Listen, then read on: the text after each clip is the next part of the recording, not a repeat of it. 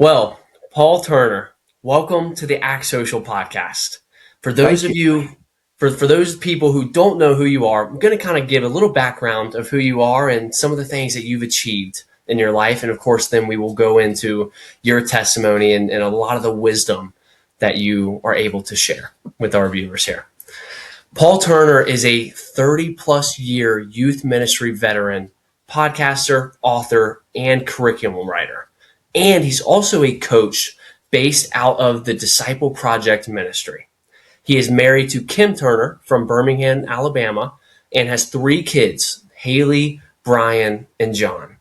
He hosts Youth Ministry in Motion, which is a weekly podcast updated every Thursday, keeping youth workers motivated in their ministries moving forward.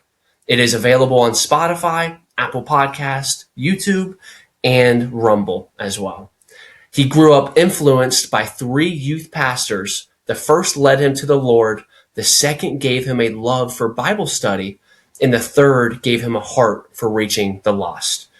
He has written over 10 books and ebooks, including the Disciple Project, Youth Ministry Playbook, 10 Excuses Killing Your Youth Ministry, the ABCs of Youth Ministry, and No Comment, 40 Days to Taming Your Tongue.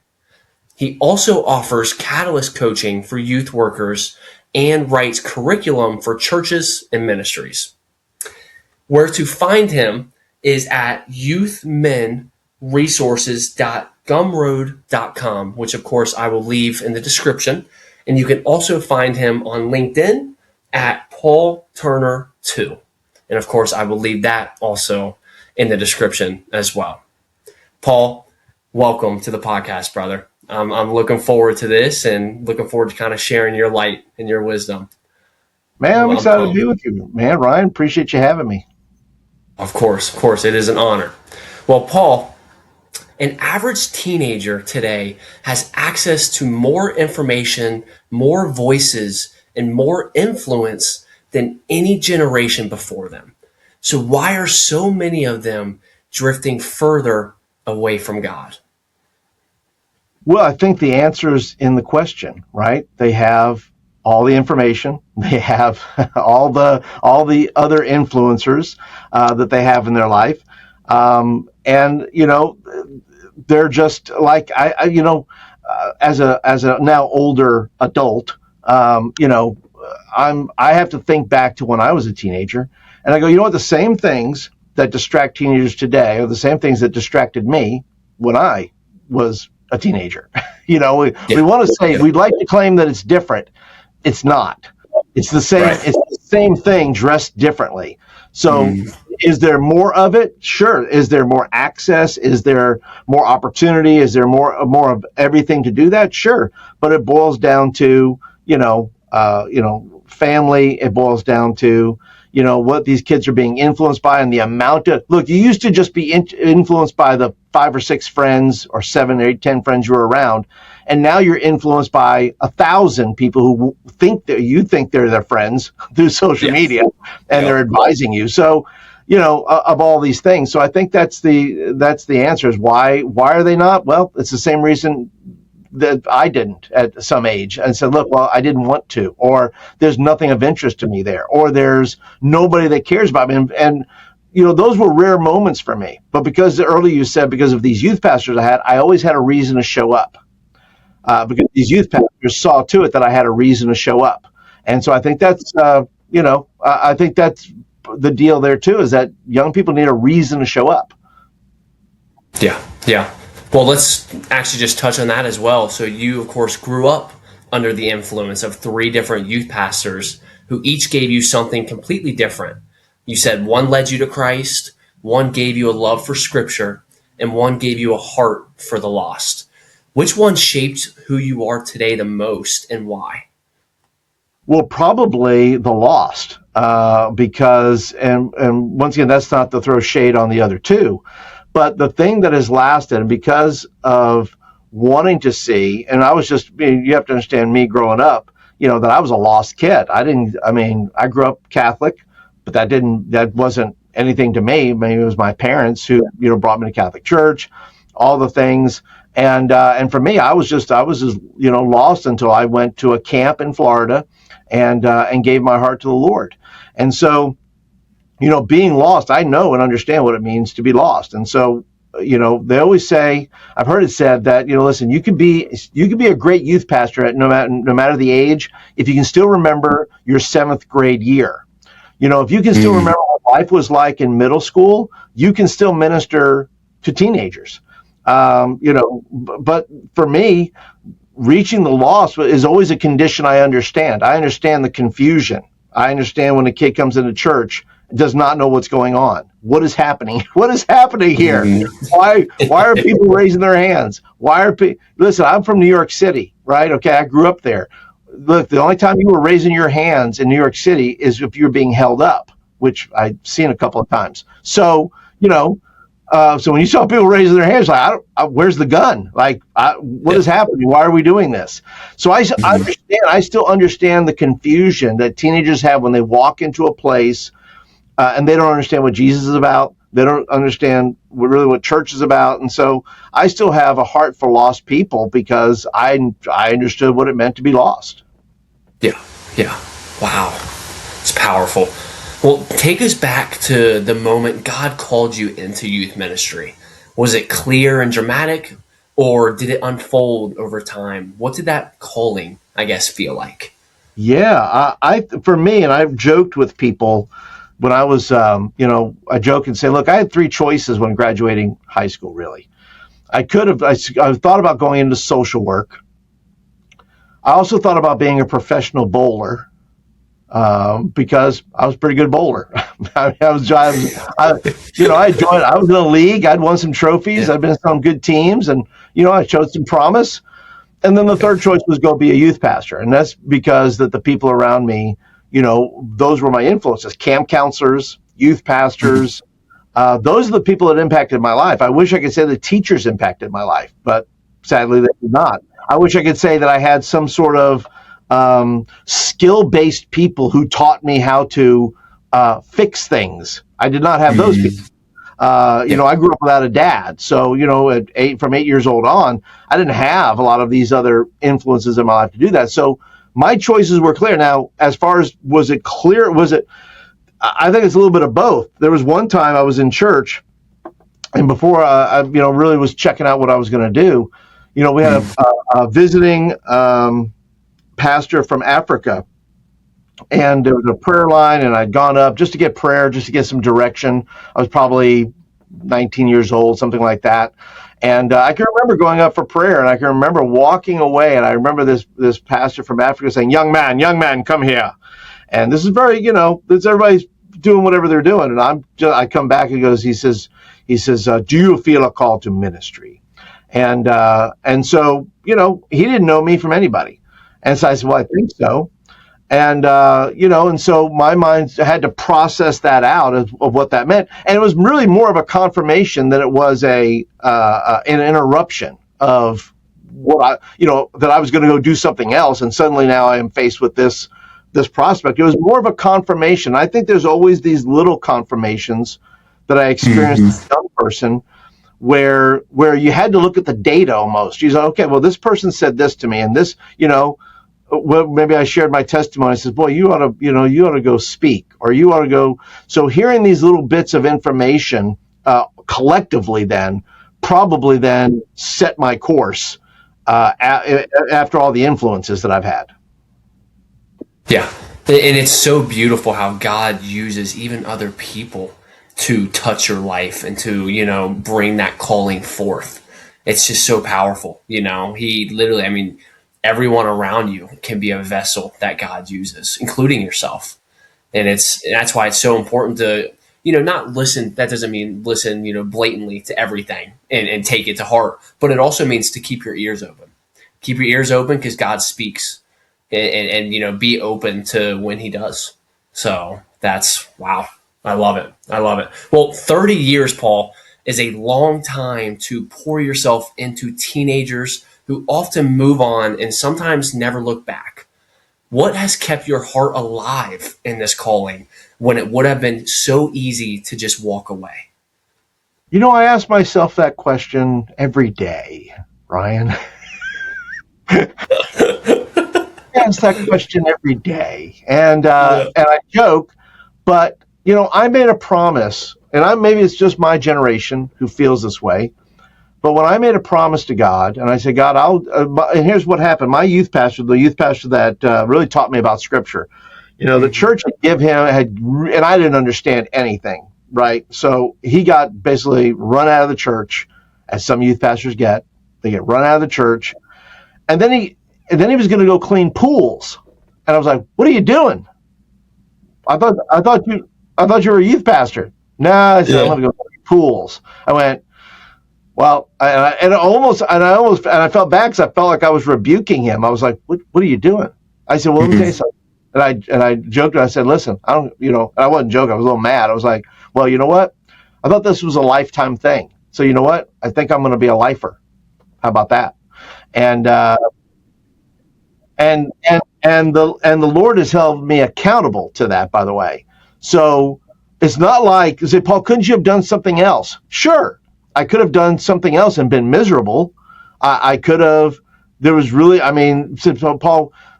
I hear sometimes, Paul, you'd make a great whatever pastor or whatever church. I'm like, those opportunities were not there. There's been no off ramp, right? Mm-hmm. Right for that. So when I'm looking and seeing what I do, helping other youth workers or ministering to young people or speaking at a location, I think of all those things, and I think to myself, why have I stayed in this for as long as I have? Why have I kept with it? I think it's number one is because, I made a promise to the Lord. I said, look, the only way I'm going to know is to, and not like I wasn't looking for the off ramp at times, by the way.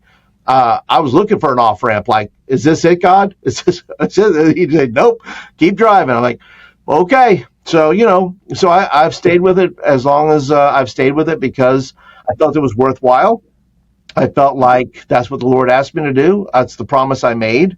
And I felt like that's the direction I go until the Lord told me differently. And so the Lord has not told me differently. So here I am. Yeah. I love it. You gotta continue to keep on going, you gotta keep going. That's what he's called you to. Well, what has youth ministry done to your own personal faith over these 30 years? Has it strengthened it, tested it, or even both? Yes, all of the above. You can't be in ministry for any amount of time and not go through the experiences of an experience of church. And I've been in several different churches where I've served, some good, some not so good. Mm-hmm. They felt the same way about me. That's fine. But the thing is that, you have to put yourself, you have to step outside of yourself. You have to look at big picture, and say, well, what is the Lord doing in my life amidst all of these things? I am not my job. I am not my calling. Yeah. My identity is in Christ alone. So I have to revert everything back to, who is this making me to be more like? Is this, as much as I want to be a better youth pastor or a better, employee of a church, I have to ask myself, how is this changing me as a believer? How is this, growing me in that way? And so I have to keep that perspective. So I've had tons of opportunities. People talk about church hurt today. Well, let me tell you something. I know a little bit about that, and that would require an entire different podcast to include all the opportunities that I've had to for the church to hurt. And I have to then go back and say, okay, this is part of the deal. When you read, first of all, when you look at yourself in light of the book of Acts, or you look at yourself in the light of the epistles, church hurt was not a thing. It's just not. And it's not to say that people aren't hurt, that churches do bad, wrong things, and they do terrible things that do hurt, which then completely blows your perception of who God is, what the church ought to be, who Christians ought to be. I understand that. But for me, I had to look at it and say, okay, Who is this making to me? That the comparison is not the same, that the sufferings, as scripture says, the sufferings today, the sufferings are nothing to be compared to the glory that is ahead. And so I have to put those things in perspective and say, I suffer now. That's okay. But there's glory later, and I'll have to suffer through some things to get there. Yeah. And let alone, look at the impact that you're making on so many people's lives while you're going through that suffering. So, it's so worth it all around. But sometimes that's not there either. Sometimes you see no impact. Sometimes it's a sowing ministry only. Sometimes it's you don't see the fruit. Sometimes you don't see those things until a decade later, right? Or until 20 years later. And some kid comes, I had a kid one time, that I did something. I think I did a TikTok video or something, was talking. And a kid just shows up in the thing and made a comment, just said, hey, shout out to Pastor Paul, best youth pastor I ever had. Okay, that kid, great, but I didn't hear from that kid for 5, 7, 10 years, right? Yeah. So the suffering you go through and all the things that you go through as a church or as a youth pastor, or those things, you have to understand that that your dopamine hits are going to be few and far between. Because you are working, sometimes you're working against everything to things that you're doing. And so sometimes that doesn't hit till later. You don't get those blessings until sometimes they're immediate and sometimes they take 10 years. Yeah. Well, and the powerful thing too is, some kids will come back after those 5 or 10 years. Some people never will. Some people never will say anything, but they were still impacted. You won't know they still their whole life, So, you won't know until you get to heaven. You won't know until you're up there. I love it. Oh, I love that. Well, I want to get into some harder truths, Paul. So you said that most youth ministry models are likely wrong. That is a bold statement from someone who has been in this world for 3 decades. What do you mean by that? And what does a wrong model actually look like in practice when it comes to youth ministry?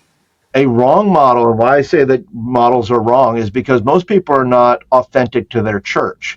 They are trying to paste a model onto their church from another church. So their models are often wrong because they're trying to be something they were not created to be.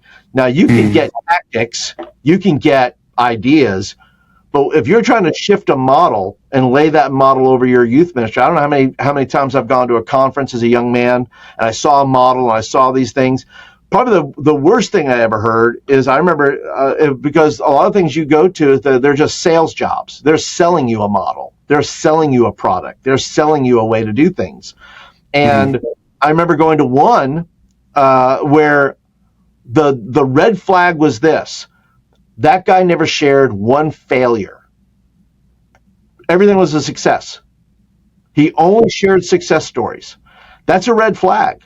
If they can't tell you failures, if they can't tell you how they were in the mud, if they can't tell you how God worked in the midst of all this hardship and how hard it was to do, then I would say, look, you're buying a model that maybe is not authentic to your church.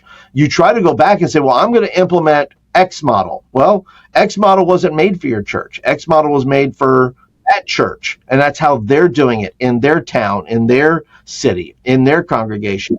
It's not the same makeup. So when I say that most churches are using the wrong model, it's likely because they're trying to be somebody else versus trying to be who they are. Right. Wow.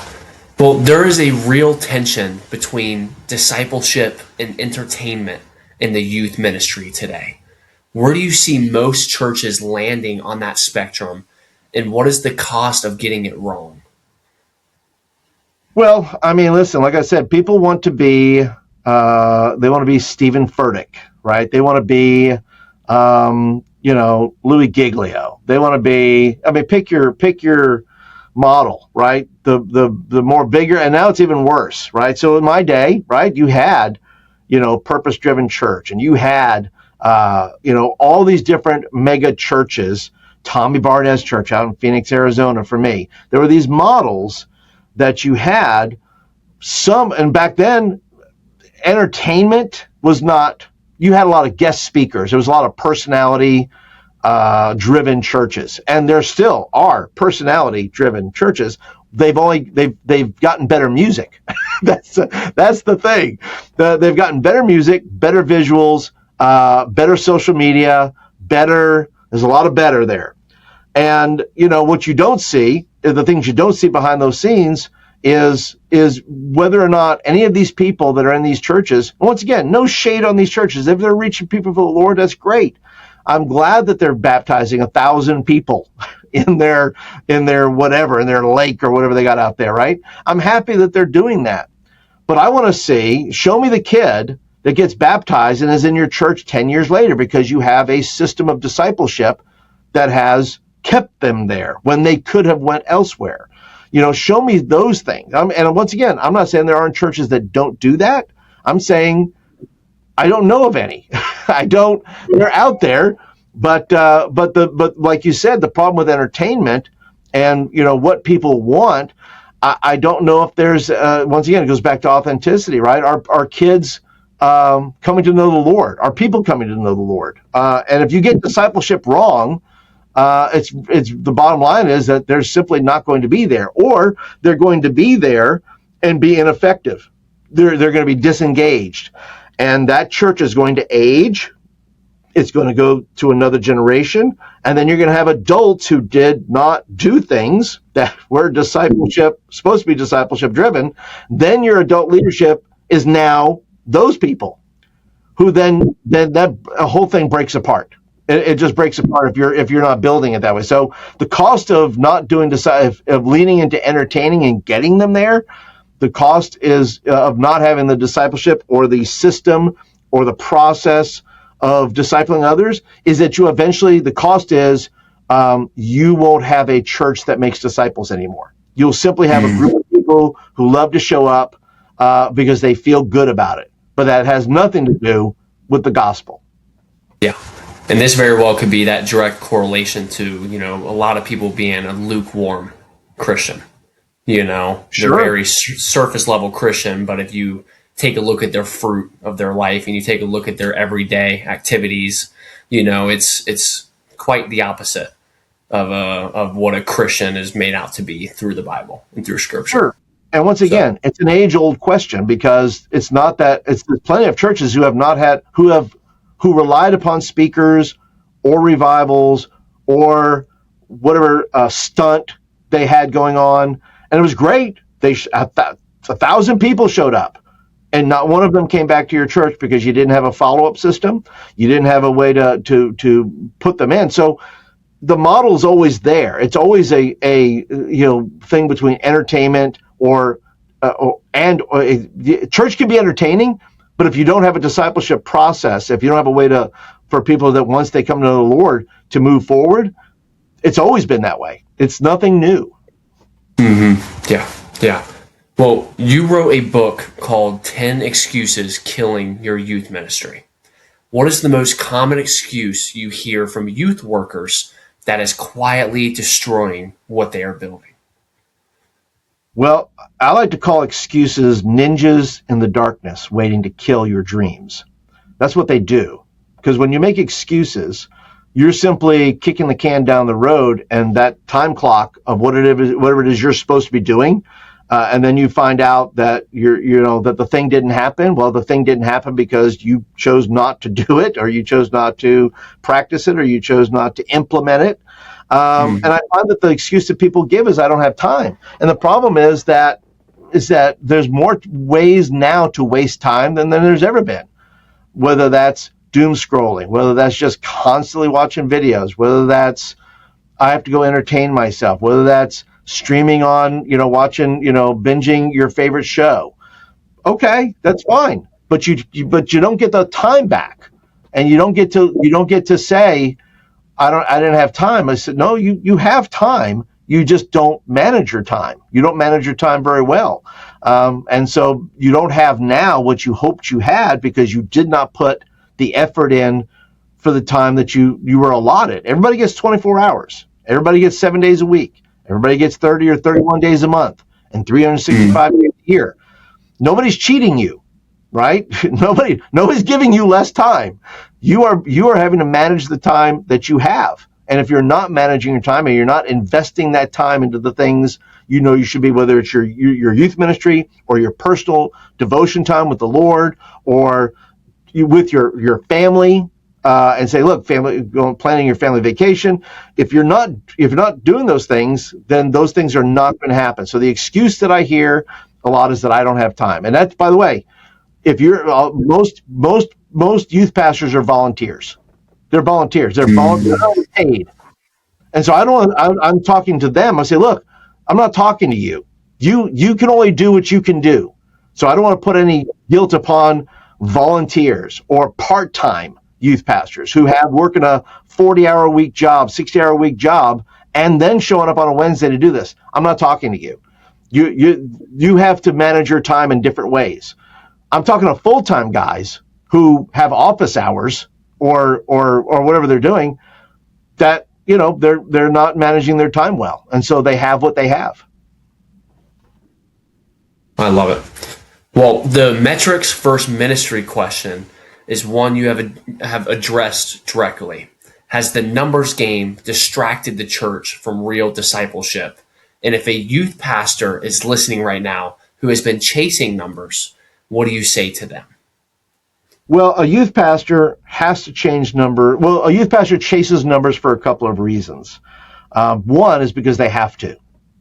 Their pastor is driving that bus. So you have to grow the youth ministry. So how are you going to do that? Well, that's numbers, right? And there's by the way, nothing wrong with numbers. Whole book in the Bible called Numbers.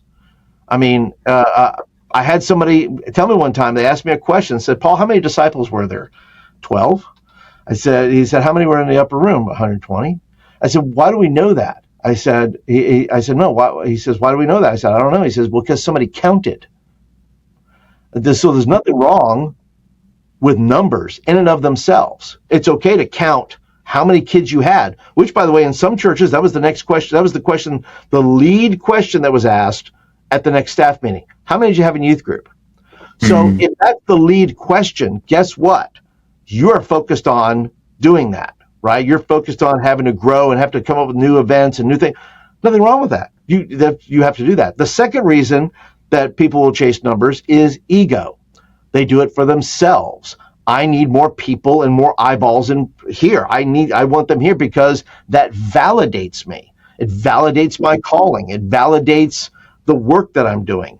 And it's very much about the person and not the ministry. And something really that the Lord really is just teaching me is, listen, build the kingdom and God will build your church. Okay? Build the kingdom. In other words, go up 30,000 feet and say, look, how can we build the kingdom? How can we do God's work and let God go ahead and God build his church in the process of doing that, and not just focus in on one thing, which is, we got to have people in church. I don't know how many times we got to have more people. Okay. Build the kingdom. Don't focus on your church, focus on kingdom work. And guess what? Your church will have a better chance of growing rather than just focusing on how to build your church. So the numbers race that you're in is, numbers are only one metric of a successful youth ministry. You can tell me how many people are in your youth group or your church, but can you tell me how many disciples you have? Can you tell me how many people are in your small groups? Can you tell me how many people are actively doing ministry? Can you tell me how many people are giving? Can you tell me there's lots of metrics to look at of a healthy church, right? Lots of metrics. But the problem is that we're only looking at, as they used to say, butts and seats, numbers and noses, right? We're just counting these things.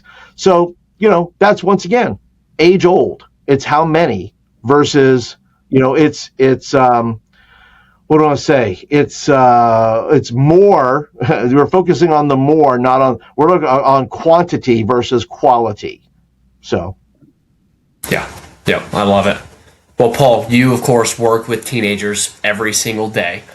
What is the single greatest threat to the faith of the next generation right now, and what is the church doing wrong in its response to it? Well, the greatest threat to the faith of young people is apathetic adults, and that includes the parents. So, the church can only be what it can be. The church is Christ with us. The church is a manifestation of who Christ is in our world, right? It's a collection of believers who have been impacted by their relationship with God. And so now they are the church, their identity, right? Not the organization, but the organism. They are the church. And so the greatest threat to that is apathetic adults. And that includes parents. Parents who don't, and once again, it's not about always being in church, but if you show me, they used to say, show me your checkbook and I'll show you what you value. Well, I would say to this, show me your calendar and I'll show you what you value. So listen, I'm a parent. I've raised 3 kids. My kids played baseball. My kids played football. My kids did cheer. So I understand that there's all of that there, but all of that has ramped up to a whole nother thing where, and once again, sports are not the problem. You could put band in there. You could put any other extracurricular activity. Okay. And you can, by the way, you can still raise your kids to be Christians. The problem is that if they don't understand community within the body of Christ, if they don't understand that dynamic, well, then why would they, why attend or why go? If you're going to play travel ball all summer and then you come back and you say, okay, hi, I'm here. But then in 3 weeks, I go on another run of travel ball, whatever that is, or I have, whatever it is, the church and the parents have to pay attention, right? That there's collateral damage when you're planning your calendar that you maybe not be aware of, and if you're not, hey, have Bible study with your kids, right? Look, if you're going to be gone, go ahead and have Bible study with your kids every day. Pray with your kids every day. These are things that you can do because you are the church. Parents, you're the first disciplers. You're the main disciplers. So the greatest threat to a kid's faith is a parent not living out their faith. And that does not necessarily include all the time being at church. I'm not saying you have to be at church all the time. This is not a case for quit travel ball or quit your band, quit band practice, quit cheering, This is not a case for that. This is a case for in the midst of while you're doing travel ball and all these, make sure that while they're not in the environment of a congregation, that you, the parent, are practicing the faith so that they can see it, so that when they enter back into church, they know what the church represents in the form of worship, or the importance of God's word, or the importance of sharing your faith. So that's, to me, the biggest danger is apathetic adults and in the church and parents and that specifically. Before we continue with Paul's conversation, I want to tell you about ACE scholarships. Paul has spent over 30 years fighting for the next generation, and today's sponsor is doing the exact same thing in a very different way. ACE Scholarships is a nonprofit organization with one powerful mission: giving lower income families the freedom to choose the best education for their children. Because here is the truth. Over 70% of families want school choice, but only a fraction of them actually have access to it.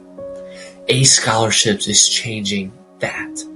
For over 26 years, they have delivered more than 121,000 scholarships, totaling over $395 million to students across America. Students at ACE partner schools are performing significantly better than their lower income public school peers. Because when a child is in the right environment with higher standards and stronger support, they thrive. Every child deserves that opportunity regardless of their zip code or their family's income. If you want to be a part of investing in the next generation, visit acescholarships.org to learn more and to find out how you can help. That is acescholarships.org. All right, let's get right back to Paul. Well, social media and technology have fundamentally changed what it means to be a teenager. ActsSocial, of course, was built to be a faith-first, safe digital space for believers of all ages.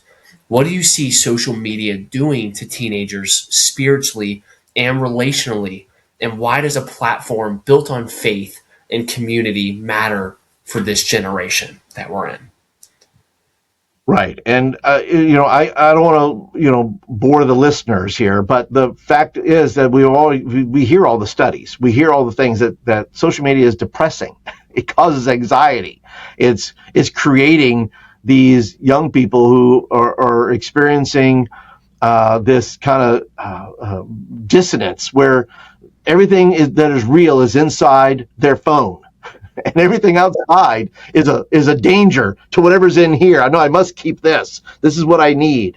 And so it's causing all these issues.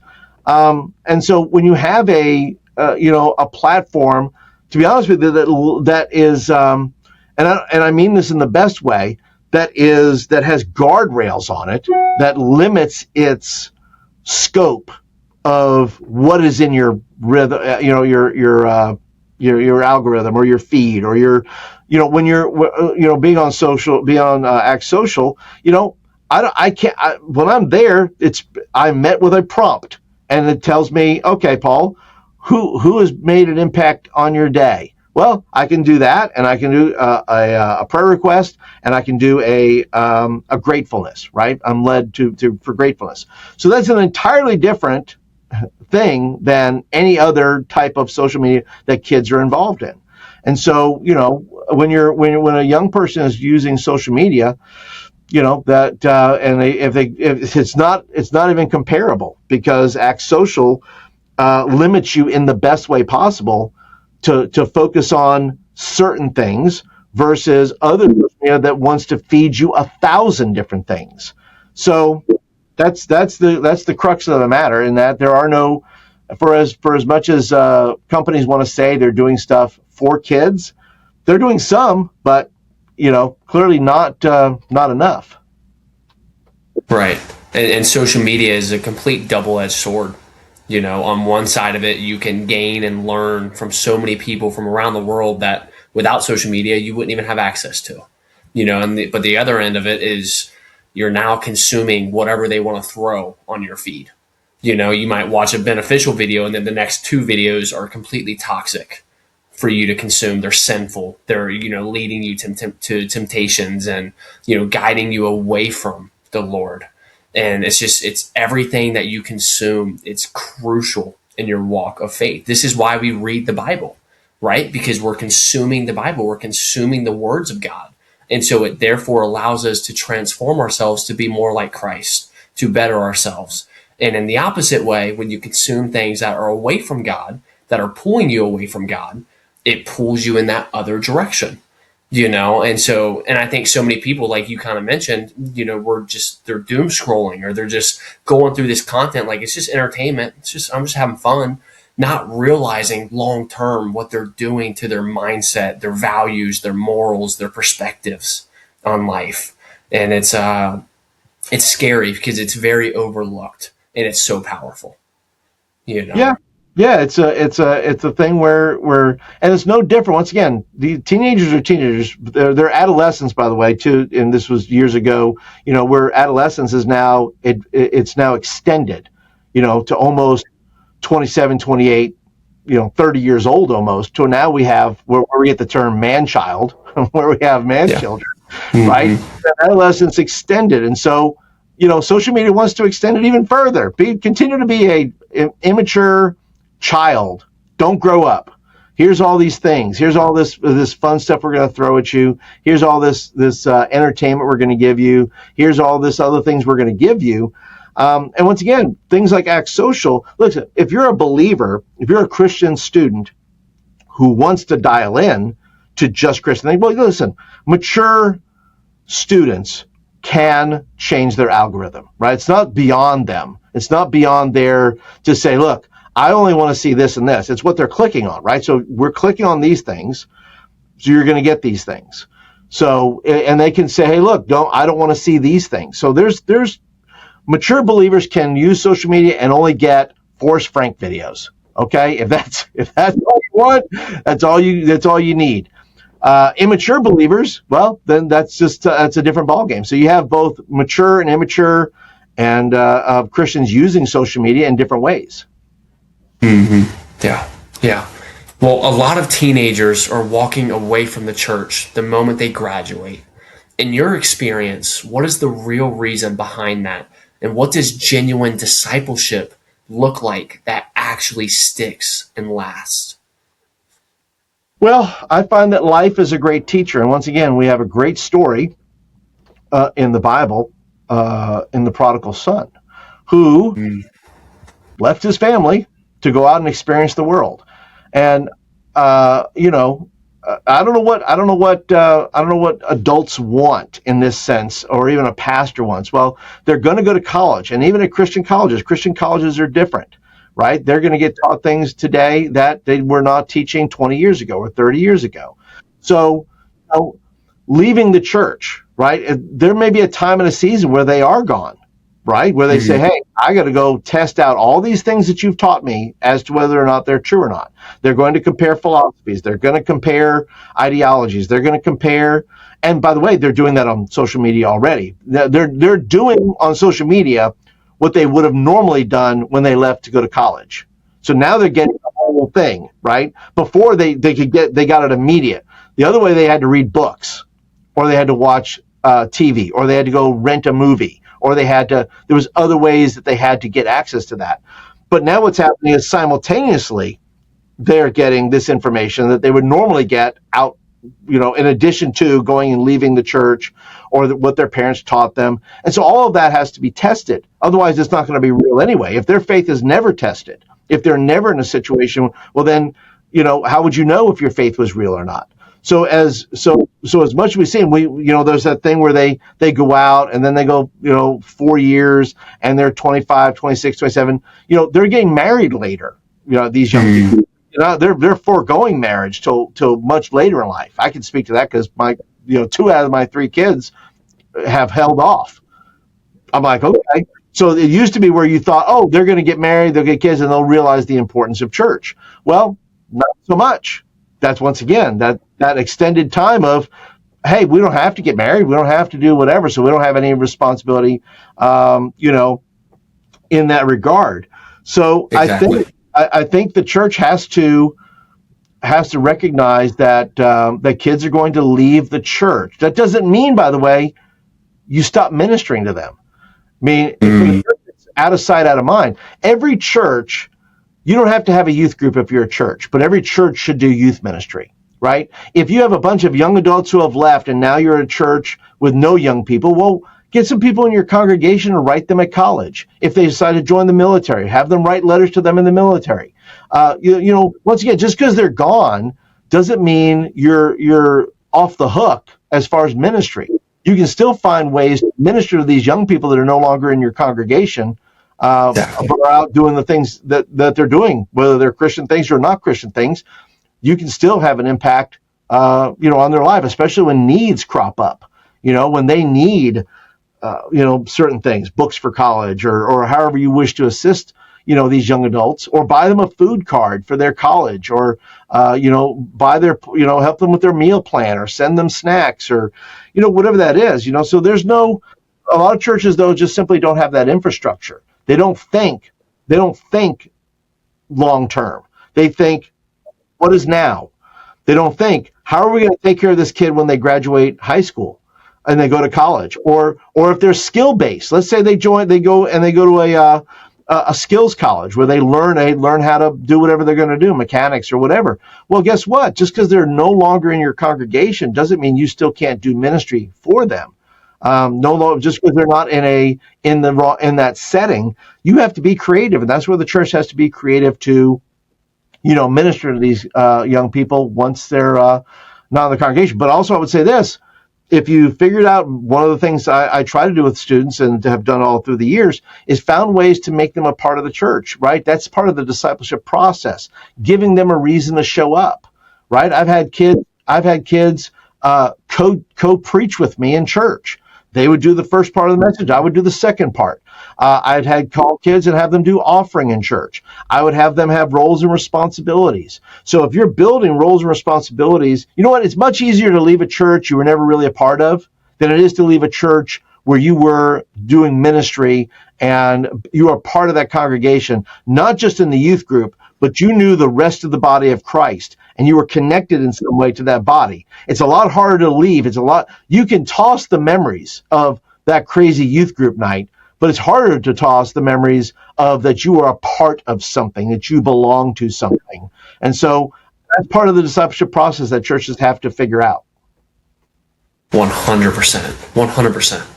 Well, what do you want parents listening today to understand about what their teenager actually needs from the church and what role the home plays in shaping a young person's faith? Yeah, ask your kids. I mean, there's a lot of parents afraid to talk to their kids because their kids are disrespectful, right? They don't want to start a fight, right?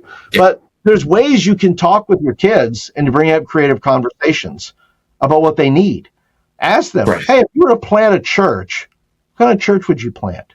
What would that church look like? Right. What would those things be? And in asking those questions, they'll reveal to you maybe what it is they need that the church doesn't have. And listen, parents will do what makes their kids happy. They're not worried about look, parents will switch a church. It doesn't matter. If their child is not happy, it doesn't matter. They will leave you. Yeah. They will take rather than give them a church that has the church could be a great church, but because that kid isn't getting what they want, whatever that is, they will say, well, I got to make a change because my kid's not happy. Well, okay, then you've defined for them that church is about making you happy. And if you are unhappy, feel free to leave. You should always leave something if you're not happy. Leave your church, leave your marriage, leave your family. Just leave your job, which jobs or whatever. But, but the thing is parents have to be able to work with their kids and ask better questions and get the church involved in that and communicate, right? I've had plenty of parents leave the church with their kids, never told me they were leaving. Could have been something. Maybe it's you have a discussion, a conversation with that youth pastor. Hey, my son, my daughter, they're really going through this. Hey, can you make any suggestions? But because parents don't want youth pastors or anybody else to know their business, well, the easiest answer is we just quit and we leave. So I think about, young people and their parents. The parents have to talk with their kids about what church is and what church isn't, and how we find our places within that church. But parents can come up with better questions. Everything doesn't have to be a fight. You can just figure out better questions when you're driving in your car and you're going somewhere and you want to ask, wait for those moments, right? Timing is everything, like comedy, right? Timing is everything. Don't ask your kid these questions when they're about to go to bed. Don't ask these questions when your kid is stressed out about something. Find those moments and pray, and the Holy Spirit will reveal to you those times of conversation. Maybe it's around the table during dinner or whatever it is that you're going to have these conversations. And which parent has those conversations, right? My wife does a better job of talking about some things than I do. So I let her deal with those things. And then there's some things that I'm better at maybe. So, it's a complete operation there where you have to figure out how do I help my kids understand what church is and what it's about rather than just showing up and attending. And once again, parents, be the model, be the example of what it means to be in the church, be the church. Yeah, I love it. Well, Paul, you of course host a podcast, you write books, you coach youth workers, and you write curriculum. What gap were you trying to fill when you started youth ministry in motion? And who did you picture sitting on the other end of the microphone? Well, I always picture me on the other end of that microphone. I always picture a youth pastor who is new to a church, who does not understand anything. They understand very little. They're idealistic. They're excited for their first job. They're excited to be a youth pastor. They want, they want to do a good job. And so I'm thinking about them, and I'm thinking about who I was at that time. And there are people out there who says, look, I need an idea. I need, some honest talk, right? I'm not a super flashy person in general. So the podcast comes across as, look, I'm having a very honest conversation with you guys. I share on my podcast when I'm going through things in my youth ministry, I'm telling you about them. It goes back to that guy who didn't share any failures, nothing but success, nothing but advice, does not share anything. So I'm very much about sharing things that are tough for me, because I know that youth pastor, if they have not suffered it yet, they will in fact suffer it at some point if they stay in it for any amount of time. There's not a lot of lifers, I don't think, necessarily like me. There's a few, but I think generationally, I think that might be done. The guys that you're going to find that are lifers are mostly, your Gen X guys who understand, and girls who understood commitment, who understand calling, who understand those things. And then maybe there's some millennials out there who are on the back end of Gen X who stayed in it longer. Maybe they stayed 10 years. Maybe they stayed 12 years, right? You don't have to, stay in it for 30. You don't have to be a madman like me and stay in it for 30 years. That's crazy talk, right? Yeah. That's an insane thing to do. Don't do that. Go do youth ministry for 10 years and go do something else if you want, right? You don't have to be me. Don't do that. But I think I think of me sitting there asking these questions like, why is the church acting this way? Why does my pastor not like me? Why are these people so mean? How do I quit doing stupid things, right, in church that I get in trouble for? That's me. So I'm thinking about those people in the midst of those things that are wondering the same and have the same questions I did when I started. Yeah. Wow. I love it. Well, if a pastor is listening right now who is unsure whether to invest in a strong youth ministry or to handle everything at the church level, what would you say to them? To the pastor, right? To the pastor. Well, to the pastor, I'd say, look, disciple your youth pastor. I know you want a turnkey person. You want somebody to come in and they're all fully baked, right? All the way through. But the problem is they're not. The youth pastor you have hired, and some of you pastors, you've gone through 3 youth pastors already. Can I tell you a secret? Okay? It's not the youth pastor. It's not, if you've gone through 3 youth pastors, you might want to look at yourself. It's like somebody who's been through marriages. Listen, I've been married 6 times. It's never worked. Well, there's one consistent factor here. That would be you, right?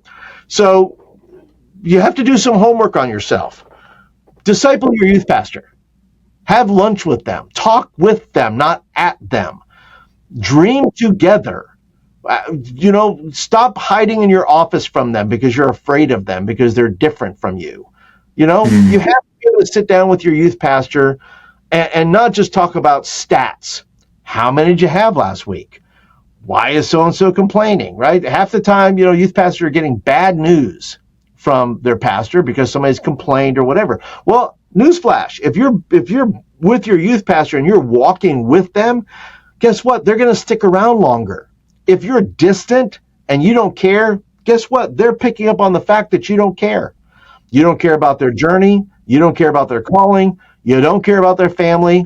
You don't care about what's going on there. Guess what? You're making it super easy for them to leave you. And if you're wondering why they keep leaving you, you once again invest in them socially, emotionally, financially. Pastors, if you'd like to, pay your youth pastor something that it's a living wage, do that, because that guess what? Youth pastors will stick around a lot longer if you're paying them. Just saying. Yeah. Yep. Well, Paul, you have written over 10 books and resources for youth workers. Which one came from the deepest place in you personally, and why? Well, that would probably be my Disciple Project Outreach book. It's kind of my it's I sat when I wrote this book. It's based on a project. It's based on something I actually did in a church. And for 3 months, we didn't have youth meetings, not traditional youth meetings. 3 of those weeks of a month were spent going out into the community. Some were visiting widows in our church and praying for them. Some were going out and visiting friends who had not been to church in a while. Some of them were staying at the church and creating graphics or video or planning or some of those things, all with the purpose that at the end of the month we were inviting people back to an outreach night. And so those 3 weeks, that's the thing that we did. And when I realized this, and I'm thankful that I realized it, because I sat there and it was after a youth meeting. It was a hard youth meeting, and I just sat at my desk, and I had my head in my hands, probably looking at my desk, and just wondering what is going on. And I had the revelation, by the way, did you know, youth pastors, that kids aren't showing up to hear you preach? They're showing up because they want to be with each other. So I was trying to figure out, how do I preach better? Because preaching will obviously keep them. That was not true. The real deal is I had to get myself out of the picture. I had to get them doing the ministry. I had to get them out in the community and doing those things, so that the focus wasn't on how well do we judge the youth meeting, when the reality is they ought to be going out and doing ministry. And this is what the early church looked like. It wasn't just meeting. It was actually meeting needs. So, and I was trying to connect the larger congregation with the youth ministry. And so in doing that, that's probably the best thing I've written, only because I've experienced it and watched, what it did. We did it for 3 months, and it had a whole system to it. And I had, the fact that, that in doing it, there were kids who didn't buy into it, who said, hey, this is weird. I don't like it. I said, okay, well, I'll see you in 3 months. We'll be done in 3 months. You can come back then. Once again, that's my personality. So I'm like, okay, there we go. Maybe an early, once again, how to deal with that differently, maybe. But the fact that I was committed to it and says, look, I'm just not going to be detracted from it, because I think this is what young people should be doing. That's the model we went with. And the best time to do it, we did it in summertime and in spring, because the daylight hours were later, so kids could stay out longer to do those ministry things. They'd come back and they would share testimonies. Well, what did you do? Well, we prayed with Miss Betty, and Miss Betty was so sweet and so nice and so kind, and we came and prayed with her. Well, what did you guys do? So every group that went out, and groups that didn't go out, shared a testimony. And that's the point to me, is that we don't have enough stories. Right? We used to have testimony time, right? And we don't have that anymore, because there's nothing being done. There's no stories to tell. There's no testimony. There's simply how I feel, what God is doing, not actually what God did through me, or what God did as a part of my life to, what did God do there? So, as far as, that's why I focus on discipleship so much, is because that's the process. And that's the process that I think that's the missing element in a lot of churches. And so I think that's probably the best thing I ever wrote, just because it laid down a pattern, and it really got me focused and dialed in on making sure that we do discipleship in the church well. Yeah. Wow, that's amazing. That is amazing. Well, your book, No Comment, 40 Days to Taming Your Tongue, feels a little different from the rest of your catalog. What prompted you to write something so personal and practical? And what do you want a youth worker or parent to walk away with after reading it? Well, No Comment is a devotional book. So there are scriptures throughout, and this came about because I don't know if you could tell, but I'm pretty forward with things, which means I'm also pretty forward when I used to comment on posts on social media. Yeah. And what I learned was I didn't have to comment about everything. Listen, you don't have to comment about this, Paul. I know this has triggered you. I know this has made you upset. I know that you feel like this is some grand war that you feel like you have to win in a battle of words. I know you feel like you need to do that, Paul, but maybe the best comment is no comment. Maybe the thing is, well, somebody's got to be the self-righteous person to come in here and instruct these neophytes, these pagans, whoever they may be, these wrong people. And it didn't matter. It didn't have to be theological. It could just be somebody's take on a movie. And I'd be like, that's the dumbest thing I've ever heard. That's like, it's, so for me, everything that I read did not require a response. And I had to teach myself that. And I still teach myself that. I don't know how many times I've gotten into a comment, wrote it, looked at it, erased it, rewrote it, looked at it, erased it again. If I have to do that twice, I don't need to comment at all. Your comment is not going to be of value at all. So don't comment. So the best, when I write this from the perspective of, look, that our mouth, our witness online. Now I know there's perspectives, right? Well, Paul, we got to get out there and fight the good fight, buddy. Well, I'm with you. But sometimes fighting the good fight is silence. Jesus didn't answer every question. Yeah. Jesus didn't feel the need to respond to everybody. He responded to who he responded to, but he didn't fight every battle. He didn't feel like he needed to do that. In fact, on the cross, didn't feel a need to respond to the people who typed in, physician, heal thyself. And Jesus didn't have to go in, but wait, didn't you see? He didn't have to comment and say, did you see all the people I healed? He didn't have to respond to any of that. He just said, Lord, forgive them, for they know not what they do. So sometimes the best response is no response. Live your life. Comment as you choose, but just know, for me, that my witness is out there. That how I'm going to respond. Sometimes the best response is no response. Yeah. And even maybe outside of no response is pray for them. And then it's hard. It's hard. Someone aggravated you, someone annoyed you, someone's saying something that you disagree with. Pray for them. You know what? On ActsSocial, I've had to comment on nobody's posts other than I'm praying for you. I love it. So ActsSocial does not require me to comment on any kind of ridiculousness. I've not seen any ridiculousness that I need that contends that I feel like I have to instruct or correct anybody. That the process is just, hey, I click a button. Yeah. I'm praying for you. That's it. Yeah. I don't know these people. Mm-hmm. Yeah. That's one of the best advertisements we could have for ActsSocial. Oh, I love it. Well, Paul, you offer catalyst coaching for youth workers. What is the most common thing you see youth workers struggling with that they would never post about publicly? The fact that how badly their pastor treats them and how contentious they are. And this is not just in the coaching that I do. There's some of that when I do coaching. But boy, if you read Facebook groups or Reddit pages, which I stay off of Reddit. That's a terrible place to go. That's a living hell right there. Don't go in there, boys and girls. It's a terrible place. I stay away from that. But if you read these things, especially too, that people are looking for, and they often will do anonymous posts in Facebook, and they will talk about the worst, horrible things their pastors have done to them. Now, you're hearing one side of a story. Got it.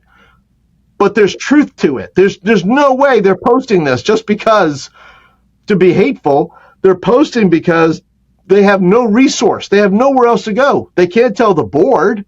The board is committed to the pastor. They can't tell the other pastors. They can't tell them because they're going to tell the pastor. It's a lonely, lonely place to be when you have nobody else to talk to because you don't know who you can trust. You have to, I had somebody even tell me, my pastor shared a story with me that they got booted from a church and they could have fought it. They talked to their district and all that stuff. They could have fought it, but instead they wrote a letter to and showed it to the only deacon they thought they could trust. And they trusted them. And so they saw the letter. The letter that was written, there was a letter of resignation and so the pastor read it, and the pastor read something that was not in that letter and completely misrepresented them. Well, there was at least one board member or deacon in there who knew that wasn't true. That was not the letter he saw. And so when you're hearing these, they're just horror stories. You wonder why people don't want to be youth pastors in the church. I have news for you. I can give you 1,000 reasons why you're having a youth pastor problem, or why you can't get why there's a youth pastor shortage, or why you can't keep it, because it's things like this that are by the way, pastors, the news gets out. It used to be where it took years to find out that you were terrible. I'm telling you now, people are finding out immediately. You are terrible, and people should not work for you. So that's the deal. That's the thing that I hear from that I see, and some of who I coach, which are, some of the, I coach a lot of new youth pastors, so they've not had that struggle. There are some who have had that struggle with their pastors. Once again, two sides to every story. But you can't read all these things and think, oh, well, it's just an anomaly. It's not an anomaly. It's pastors behaving badly and treating their staff poorly. So that's the thing. Is one thing I teach about them, and I have a resource on my store that talks about systems. That youth pastors need to understand the system with which they are working. It's a body, but it's a system. And you have to figure out how you're going to get things done. And the way to do that is by understanding how the system works. And you have to be able to do certain things. So that's probably the thing that I coach youth workers on, that we talk about, is the staff relations and how to get things done within your congregation when you feel like the system is working against you. Yeah. Beautifully said. Beautifully said. Well, after 30 years of pouring your energy, your love, and your time into teenagers and youth workers, what do you know now about God, about people, and about ministry that you wish you had known at the very beginning? Well, God's the easy part. He's the constant. So that God is faithful, right? So my wife, 3 kids, have been through all manner of things that you can go through in a church. That God's faithfulness remains. Everything else can pass. Everything else will fade. God is that. I wish I had known more about more. I wish I had been that confident, maybe early on that hey, this thing's going to work out, right? This, things will eventually work out. I wish I had known how flawed the church was. The church being people. I wish I had known that. I wish I had known that not everyone in the church is there to help me. I wish I had known that not everyone in the church is there to hurt me. I wish I had understood systems. I wish I'd understand things about calling versus job. I wish I understood things about managing time. I wish I'd understood, a lot of things. There's those things that you go back and you look at. That once again can only be learned by experiencing it. There's nothing, you have to go through it. There's no way but through. You can't learn a lesson without failing. And so failure, and I believe, and I wrote down in my journal, I think early on in my ministry, I really felt like the Lord said, you're not going to fail. Now, have I failed plenty in the past 35 years? Yes. But have I failed ultimately? No. Right? So I always knew then that I wasn't going to fail ultimately. I always knew that I would fail as a process to grow, to mature as a believer, to suffer all the things that I suffered. Some things I've suffered, once again, by my own hand, by my own stupidity, by my own ridiculousness. And there are some things that I have suffered that had nothing to do with. There were just circumstances around me that had nothing to do with me. And so for me, then that learning curve and that learning process has brought me here. And so without all those things, I'm not who I am, and I can't coach youth work. I wouldn't be able to coach youth workers without going through those things and without being able to, share that empathy with them. I love it. Well, for a younger person listening right now who feels unseen, unimportant, or like their faith does not quite fit the world they live in, what would you say directly to them? Well, I'd say your faith matters, right? Your faith matters. Your faith matters whether anybody recognizes that faith or not, right? I understand that we all as human beings need validation. But ultimately, when you practice your faith, young person, that's when when you act in faith, God always rewards faith, right? So when you act in faith, when you share your faith with somebody, guess what? You're going to watch the Lord work in that situation. When you participate in ministry in your church, when you have your devotion time, right? Everything is not a spectacle. I understand that everything has to go, that if it's not on social media, it didn't happen. I understand that there's this idea, right? But how many times did Jesus go off by himself, got away from the crowds, got away from those things? He didn't feel the constant need to people please or to perform for them. And neither do you. Your faith is a deep well. It's not just something that's out there for public consumption all the time. It's something that's just between you and the Lord sometimes, and that's it. And then there's moments where you practice your faith, where you get to see that your faith really matters. When you come alongside somebody in your school who really doesn't belong, is treated poorly, and you start acting like Jesus towards them, you're going to find out very quickly how much your faith matters. It matters to that person for sure, that you acted and chose to love them when everybody else didn't love them. When you forgive somebody, that other people think are unforgivable, guess what? Your faith is going to matter in those moments. So your faith matters. Just practice your faith. Practice being like Jesus, and you'll find how quickly that your faith does matter to a lot of people. And then it deepens within you, and it becomes even more important to you because you've seen the results. You've seen the fruit of you acting in faith every day. I love it. Well, Paul, what is God doing in your life and ministry right now that excites you the most? Well, what I'm doing right now is, and I'm about maybe blow people's minds here, right? So I work in a small rural church, okay?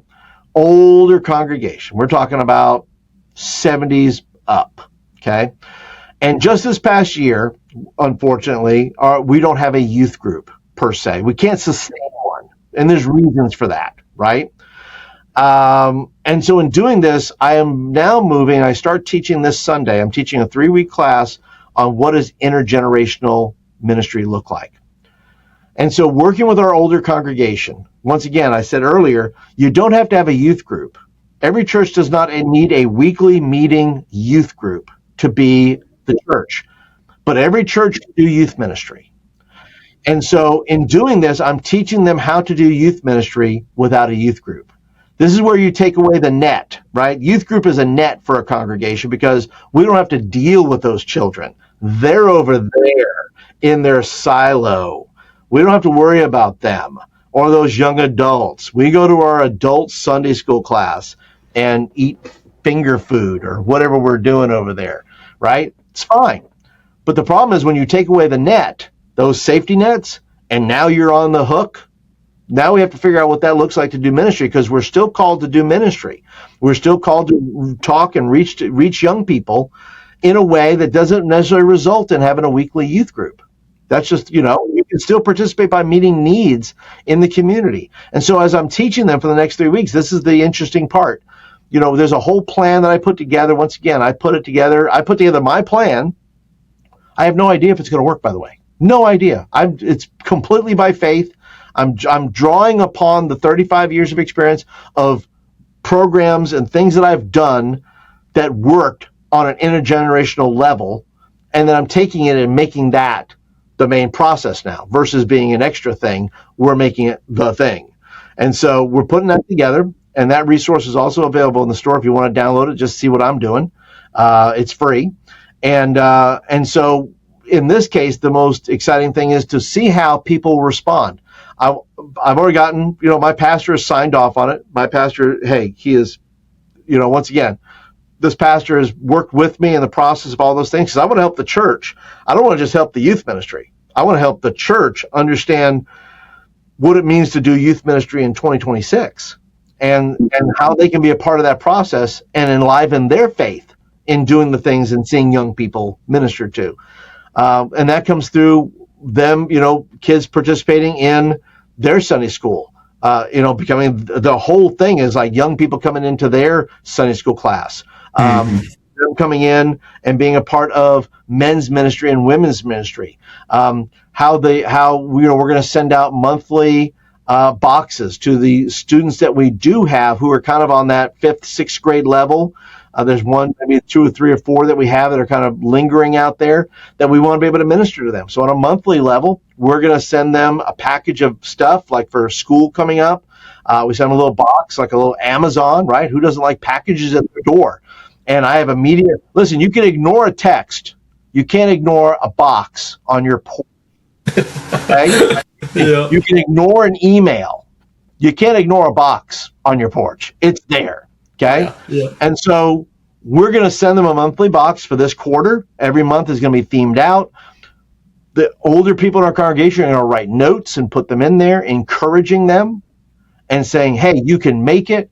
Hey, I'm praying for you. Hey, that's how they're going to participate and then that's monthly. Then there's weekly. Well, we got to set up, what does it look like on a Sunday morning? What does it look like in Sunday school? And then there's events quarterly. Maybe youth group only meets 6 weeks. And the people in the church host that youth meeting. They're going to run.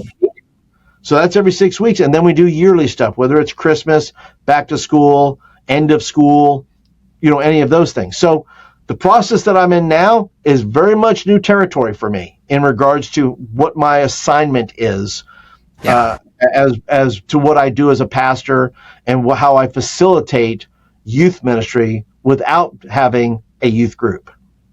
Yeah.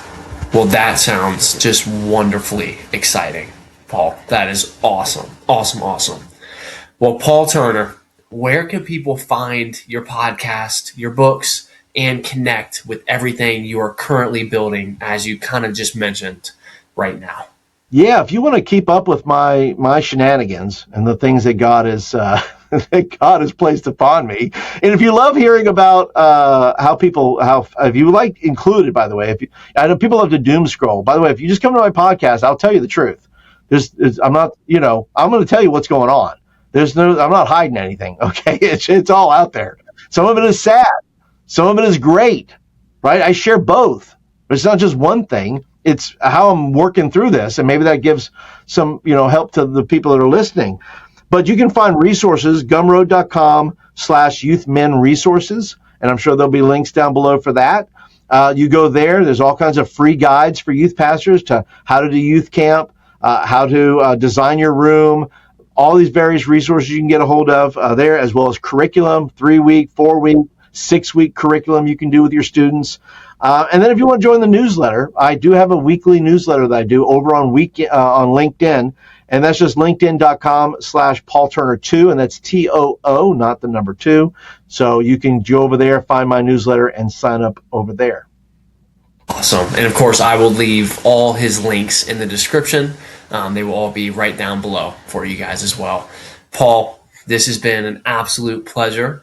And I'm so excited to be able to host your presence and to be able to share your light, your wisdom, and your experiences of what you're doing and what you're building with our youth and our youth workers as well. This has been truly an honor, brother, to have you on. Thank you so much. Appreciate it, buddy. Of course. All right. Well, I love you guys so much. Bye-bye.